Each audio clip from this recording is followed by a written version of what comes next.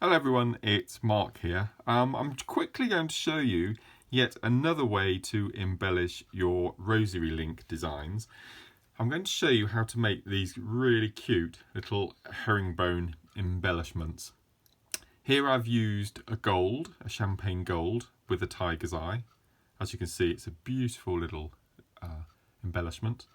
And then on the larger necklace here I've used hematite with rose gold copper colour, and as you can see it works beautifully. So you get a really nice framed top to the bead, and then if I flip it underneath, can you see it's embedded the bead within this wire lattice. It's a really cool little embellishment. So I'm quickly going to show you how to make one of these. So I'll just pop these pieces to one side.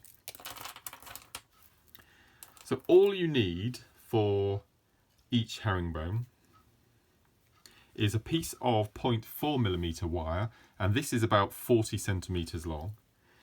You need a piece of 0.8mm gauge wire. I'm going for the same color. This is gold, and this is about 20 centimeters. You don't need very much at all for this. And then your choice of bead. So as I mentioned, I'm gone for this tiger's eye, which is an 8mm round. So it's exactly the same technique for whichever size of bead you decide to use. So the first thing we need to do is I'm going to take my piece of 0.8 in my left hand, and then with my piece of 0.4, I'm going to, about 2 inches from the end, I'm going to place it over the top of that thicker gauge with about a 2-inch tail either end, so you have a cross of wires. And then all I'm going to do is I'm going to take the longer part of the wire and I'm just going to wrap it around the thicker gauge 0.8. So all I've done is I've simply wrapped it all the way around over the top. So that wire is now attached.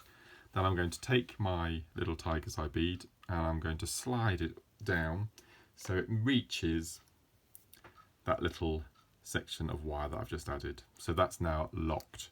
So all I'm going to do now is, just holding that tail out of the way, is I'm going to take the long wire and I'm going to wrap it around the bead so it's on top of the 0.8mm gauge, and I'm going to take it around the back and to the front. Okay, so the only thing you need to remember with this technique is once you go over the top of the bead and the wire, you have to use that same technique every time. You can't go over one side and under the other because the herringbone won't work. So I'm going to turn my work anti-clockwise and I'm going to repeat. So I'm going to take my wire, wrap it over the tiger's eye and round the back and back to the front, giving that a nice little squidge. So you can already see we've got the bead now encased both sides. And then all we're going to do is we're just going to repeat it. So what you need to make sure is the wire, when you're placing it around the bead, it goes behind the wire you've just added. It goes above the 0.8mm. Then we go round the back and to the front. We turn our piece of work. We go around the back of the wire we've already added. We go over the top of the 0.8 and loop once over the top. So there's lots of meandering with your piece of work, but you'll find it much easier to do. So round the back of the existing wires, over the top of your 0.8, over to the front. Turn our work 180 degrees and then we repeat. So every time I'm hooking that wire behind the wires that are previously there. So over the top of the 0.8, around the back and up to the front. I'm turning it every time, hooking it behind the wires that are already there, over the top of the 0.8, around the back and back to the front. So you can already see the herringbone is starting to build quite quickly now. So we'll just do a few more. So round the back, back to the front, 180 degree turn, hook behind, round and back to the front,